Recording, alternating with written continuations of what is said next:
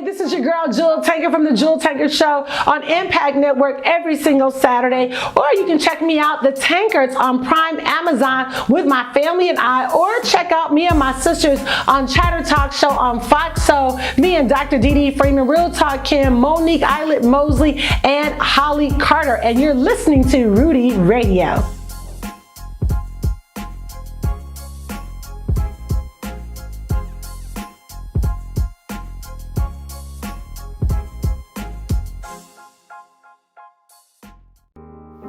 The views and opinions expressed during this program are entirely those of the show's hosts and do not necessarily reflect those of Rude Rangers Entertainment, its investors, management, advertisers, or staff.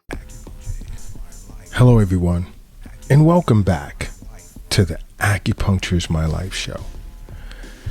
Now, today I plan to discuss the functions of the spleen. Now remember, I'm going through each and every one of the internal organs for a reason. And that reason is because in later episodes, I plan to discuss diseases, how they affect the human body, how it is diagnosed by an acupuncturist, as well as treated. And unless you understand the basic functions of the internal organs from an acupuncturist perspective, it'll confuse you, it'll throw you off, and which isn't good, of course. All right. And I also want you to understand, as a state licensed, board certified doctor of acupuncture, the internal organs to an acupuncturist in Eastern medicine functions quite differently to that of the internal organs, its overall concept in Western medicine. Okay? So, before discussing the functions of the spleen, I'm going to ask that you momentarily attempt to block your understanding of the Western concept of the internal organs completely. Ready? Now, an acupuncturist understands the functions of the spleen to be that the spleen governs the transformation as well as the transporting of food essences, qi, as well as fluids. You see, the spleen also controls the ascending of qi within the body, as well as it controls the blood. So, qi that is made from food essences by the spleen goes up.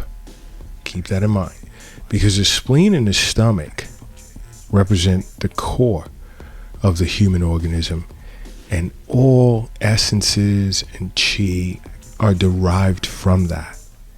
And spleen sends its qi up, and the stomach sends its qi down.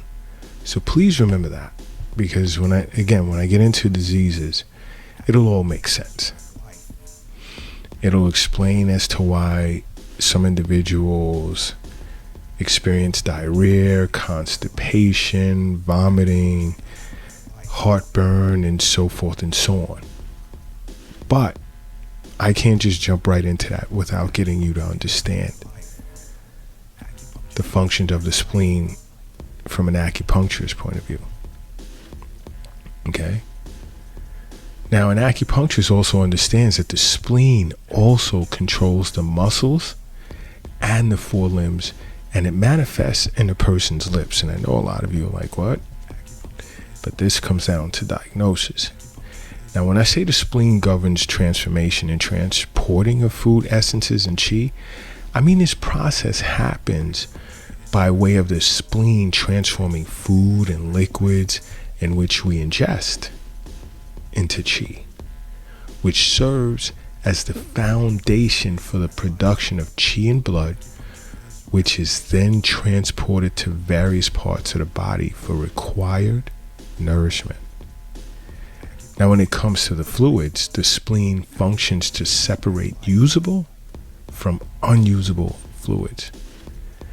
Now, as for the spleen controlling the ascending of qi, The spleen is responsible for sending the qi, which is derived, as I stated, from food and fluids, which is the usable part of the fluids, up to the lungs and the heart to form qi and blood, because you need oxygen and other things. So now when it comes to the spleen controlling blood, there are two aspects to this function. One is the qi from the spleen is responsible for holding blood within the blood vessels. And an example of that is, let's say, when spleen qi is deficient, a person would experience internal hemorrhaging. And when that happens, an acupuncturist automatically knows it's spleen qi deficiency, tonify spleen qi. Another way the spleen controls the blood is that the qi extracted from the food by the spleen is sent upwards to the heart to form blood. Now, the spleen is also responsible for controlling the muscles and forelimbs by way of extracting qi from the food to nourish all tissues throughout the body. Now, an acupuncturist understands that the state of the spleen is very important in determining the amount of physical energy an individual has. Whereas, let's say, complaints of constant tiredness could warrant an acupuncturist to tonify a person's spleen as part of the patient's treatment protocol. But before doing so, an acupuncturist may, let's say, take a look at a person's lips. Remember that? To support their diagnosis of spleen qi or spleen blood deficiency, because the spleen manifests in the lips, as I stated. You see, when spleen blood or spleen qi is in a healthy state, the lips will be very moist and lustrous. But when spleen blood is deficient, the lips tend to present as pale. And when spleen yin is deficient, the lips tend to be dry. Okay? Now, I hope you was able to get something from this so far. Now I want to get into discussing patterns. Now, when I say patterns, these are disharmonies which lead to different types of disorders, potentially chronic diseases or different types of diseases when something goes wrong with the spleen. Because I want you to remember, the most important function of the spleen is that of transporting and transforming foods as well as fluids, and that's the clean, usable fluids. So any spleen disharmony will therefore always influence or affect the digestive process in a negative way. And examples of that, let's say if there's a problem with your spleen, the function of your spleen, you can experience symptoms such as, let's say, abdominal distension, lack of appetite, and loose stools. So keep in mind, like, if you experience any of those symptoms, what should now be able to ring a bell is there's something wrong with my spleen. So when I go see my acupuncturist, we can discuss this because I'm aware of it. Now, also keep in mind, as I stated, the spleen controls muscles and is responsible for transporting essences from food, qi derived from food, to the muscles throughout the body, in particular the forelimbs. So a disharmony with the spleen, again, can cause a person to feel tired, which is generally a common symptom of spleen deficiency. Now, what can represent or be the cause of a spleen pattern, a spleen disharmony? Okay, one is exterior pathogenic factors. Two can be emotional strain. And three can be as a result of poor diet. And patterns that can develop as a result of these causes can be, let's say, Spleen Qi Deficiency, Spleen Yang Deficiency, Spleen Qi Sinking, spleen not controlling blood, spleen blood deficiency. Those are empty patterns. And I'm going to explain these patterns to you so you can start putting two and two together. And then you have several, or just two basic full patterns, like, let's say, cold dampness invading the spleen, or damp heat invading the spleen.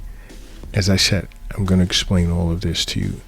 But when it comes to what can cause problems with the spleen, as I stated, exterior pathogenic factors, the spleen is easily affected by what can be considered external dampness. Now, external dampness can be a result of, you ever go outside and it just feels damp? Like there's just sort of like this sticky feeling. And most times it's together with heat. You know, that's considered exterior dampness. Okay? But it can affect the body in different ways due to environmental circumstances or even life habits, such as living in a damp area, as I just explained, dampness outside, and you're constantly faced with that. Or you can have a damp house where there's a lot of mold and mildew. Also wearing wet clothes after swimming or exercising. And when it comes to wearing wet clothes, like I've had patients where their clothes wouldn't be fully dry after they attempted to dry them. But because they had to leave the house to go to work, or they were in a rush to go somewhere, they would put it on and it's still slightly damp. And then by the time they get home, forget it. They're sick. There's pain, heaviness sensation to the body.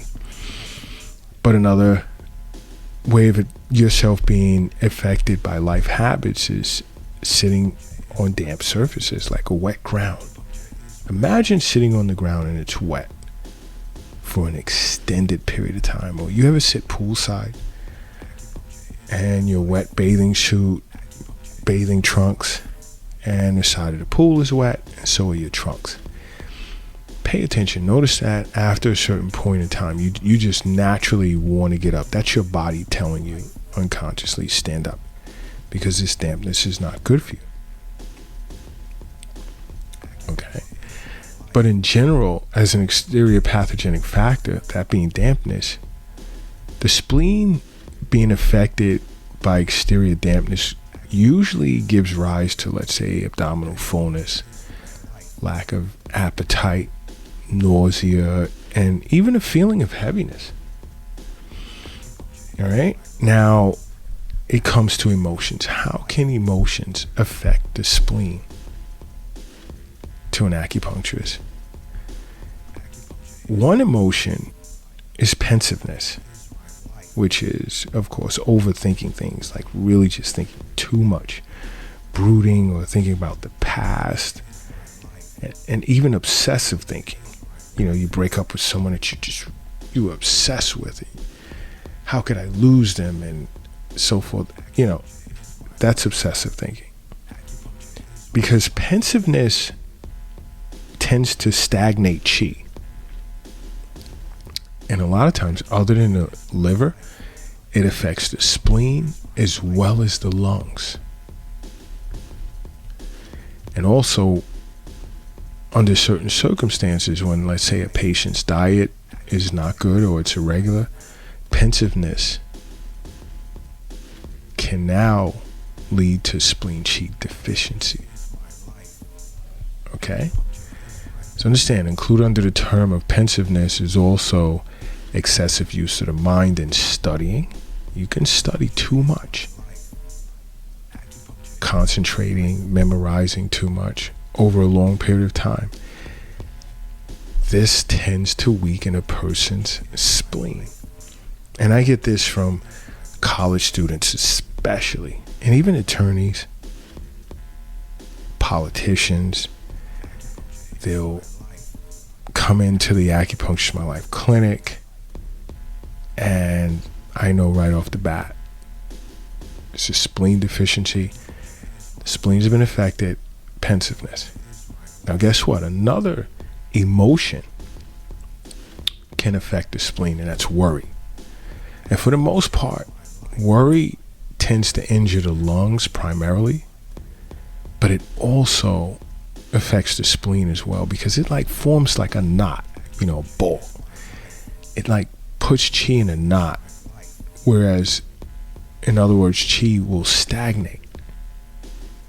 Now, along with that, if a person's diet is irregular as well, it'll also lead to spleen qi deficiency.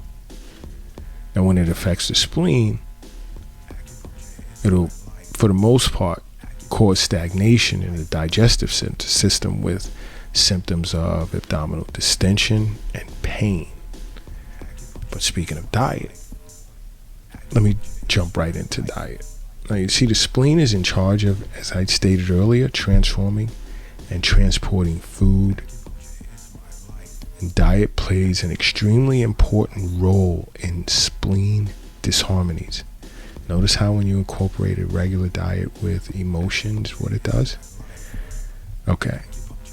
So, see, the spleen prefers warm and dry types of food. And when I say warm, I mean both in terms of temperature as well as its energy. And I'm going to get into Eastern nutrition and discuss the importance of temperature and energy of foods and when you should eat them and when you should not. But all foods, you can basically classify them as either warm or hot, cool or cold. Okay? Let's say examples of warm food are meat, especially red meat. Red meat is warm, and most spices as well. And examples of cold foods are all raw foods such as salads and fruit with just a few exceptions, and vegetables with just a few exceptions, as well as ice cold drinks. And excessive consumptions of cold foods tends to impair the transformation and transporting process of the spleen, causing digestive problems and interior, not exterior, but interior dampness. And that's when you begin to get that like full, heavy sensation to you, and it affects your stools. And you'll feel phlegmish in a way. A lot of times dampness accompanies phlegm as well. All right. But the general causes for spleen disharmony again can be due to an exterior pathogenic factor, emotions, and diet. Now let me get into some specific patterns. And the basic underlying pattern of all spleen problems is spleen qi deficiency. Now, if you're ever suffering from spleen qi deficiency, you'll have a poor appetite. There'll be slight abdominal distension after eating. There'll be tiredness. There'll be a desire to lie down, pale complexion, weakness of the limbs, loose stools. And, a lot of times this happens when you eat like a lot of greasy foods. Just keep that in the back of your head.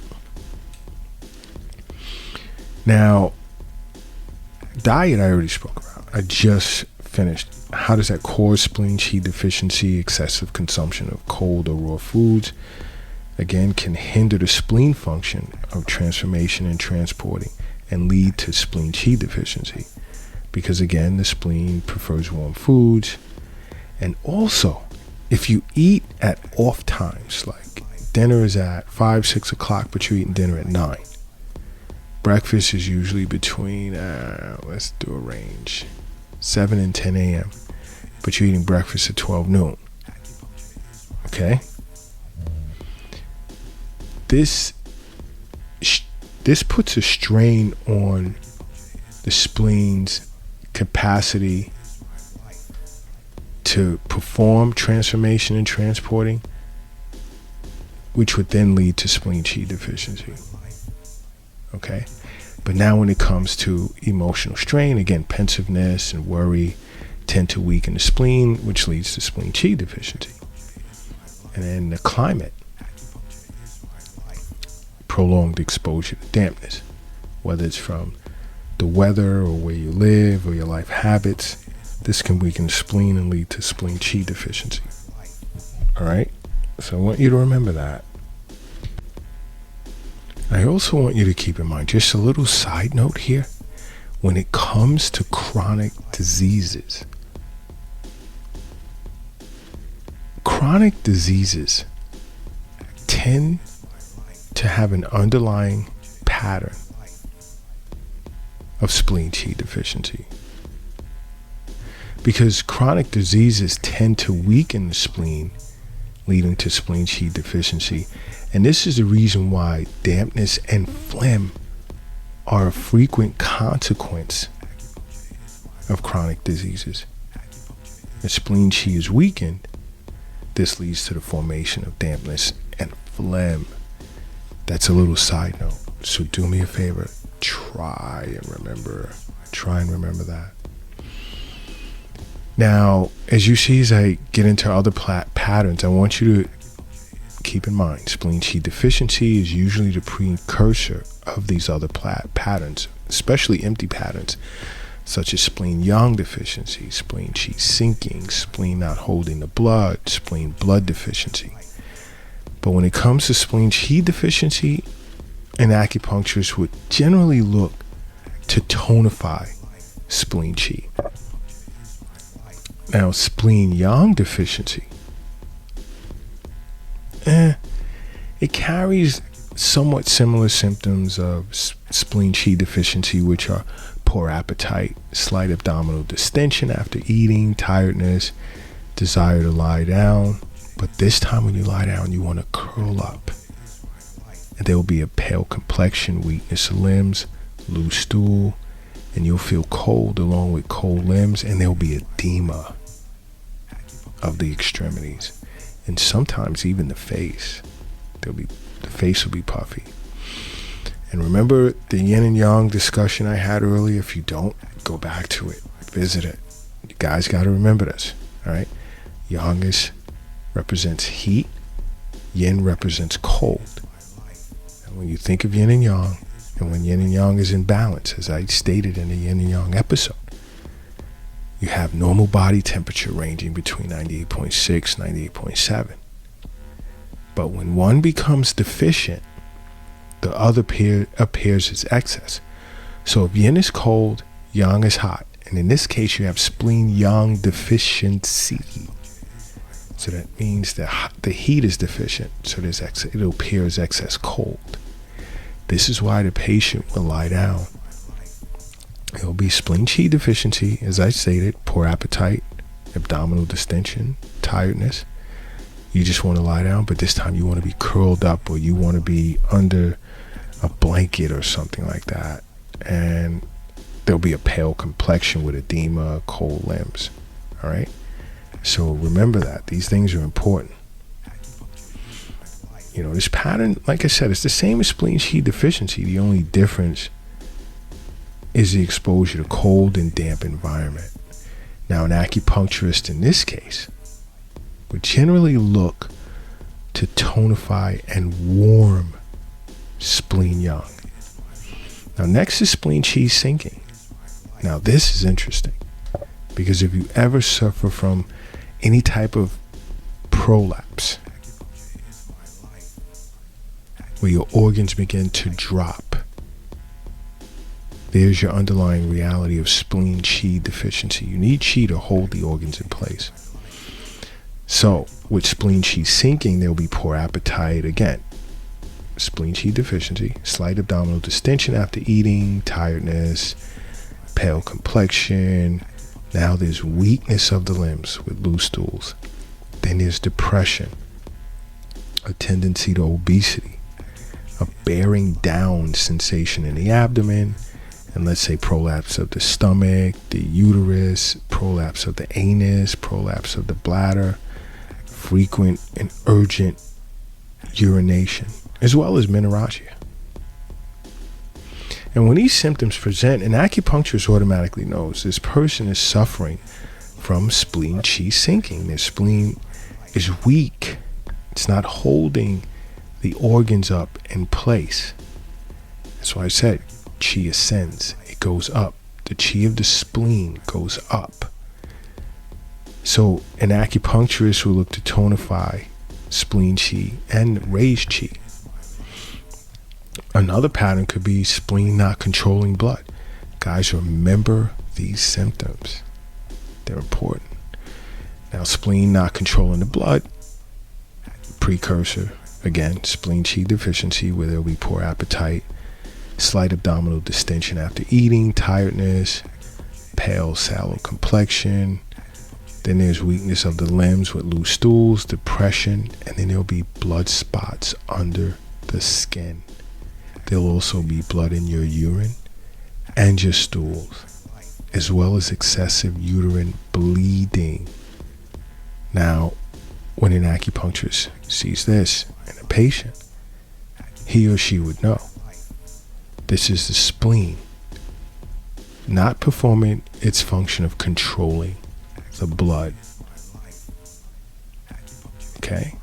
And the treatment protocol to an acupuncturist would be tonifying spleen qi and basically stopping the bleeding. But the more serious pattern here is spleen blood deficiency.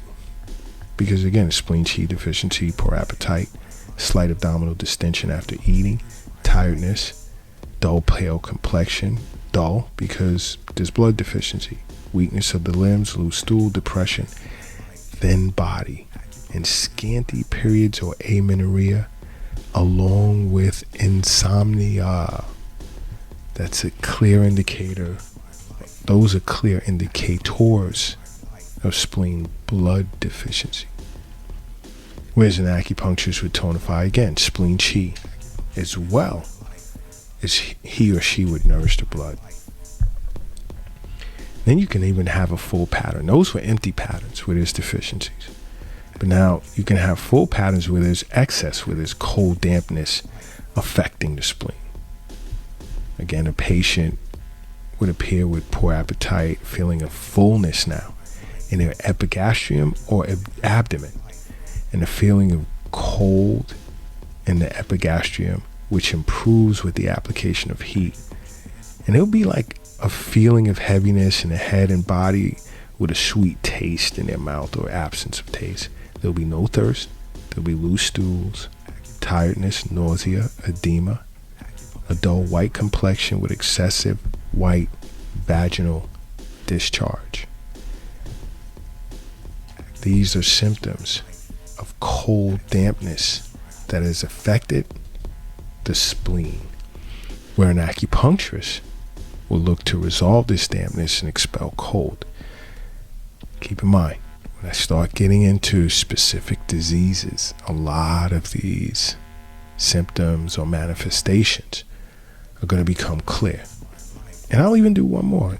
Damp heat affecting the spleen, since I did damp cold. Damp heat, there'll be a feeling of fullness of the epigastrium or the lower abdomen, and there'll be abdominal pain, poor appetite, a feeling of heaviness, thirst without a desire to drink. There'll even be nausea, vomiting, loose stools that'll have a terrible odor. And then when you move these loose stools, there'll be a burning sensation in the anus, a feeling of heat. There'll be scanty dark urine with a low-grade fever, dull headache with feeling of heaviness of the head, dull yellow complexion. It's sort of be like your complexion would appear like as a tangerine peel.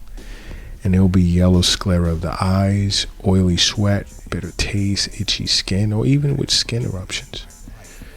Sweating that does not relieve your fever and does not tend to or lead to clearing of heat. Now, in that case, what would an acupuncturist do? An acupuncturist would, you got it, resolve this dampness and clear heat. See that? Some of you are getting it. And you're going to be amazed to find out what types of diseases fall under these manifestations. You're really going to be surprised in the future. But like I said, this is why I'm going over the functions of the internal organs, as well as patterns that can accompany them, or patterns that cause disharmony of that particular internal organ, so that you'll see when some of these manifestations combine with manifestations from other internal organs, you'll be shocked. So this is what autoimmune, this type of autoimmune disorder is, or this chronic ailment. You'll be shocked. And you'll see how an acupuncturist can treat them. You know, acupuncture is my life. You know what? If you want to learn more, visit our YouTube channel under Acupuncture is My Life, and do me a favor. Attempt to start making acupuncture a part of your life, because acupuncture is my life. What's yours?